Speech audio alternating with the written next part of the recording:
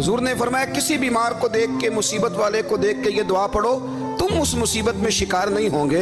बरेली शरीफ के दाएं बाएं ताउन का मर्ज फैल गया तो आला हज़रत फरमाते हैं मेरे मुंह में भी कुछ गिल्टियाँ निकल आईं। तो बाज़ लोगों ने कहा शायद आपको भी ताउन हो गया है। आला हज़रत रहमतुल्लाह अलैह फरमाते हैं जो सबसे बेहतरीन तबीब था वो लाया गया, उसने मेरा मुंह देख के, गिल्टियाँ देख के कहा खो आपको तो ताउन का मर्ज हो गया है। तो आला हज़रत फरमाने लगे मुझे सारी बीमारियाँ लग सकती हैं, ये नहीं लग सकती। उसने कहा हकीम मैं हूँ कि आप हैं? फरमाया नहीं आप ही हैं, पर ये बीमारी मुझे नहीं लग सकती, ये मुझे हो नहीं सकती। उसने इसरार किया तो आला हज़रत रहमतुल्लाह ताला अलैह उसको कहने लगे मियाँ तू जो मर्जी कर लेकिन मुझे ताउन का मर्ज नहीं हो सकता, ये बात तय है। वो नाराज़ होकर चला गया।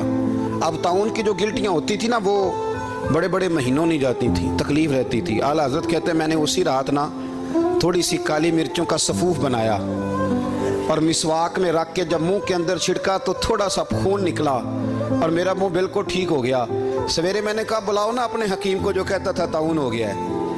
तो लोग कहने लगे हुजूर आपको वैसे कैसे पता था ताउन नहीं है?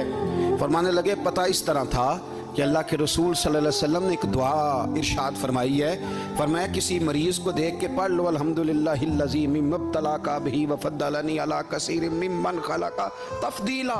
हुजूर ने फरमाया किसी बीमार को देख के, मुसीबत वाले को देख के ये दुआ पढ़ो, तुम उस मुसीबत में शिकार नहीं होंगे।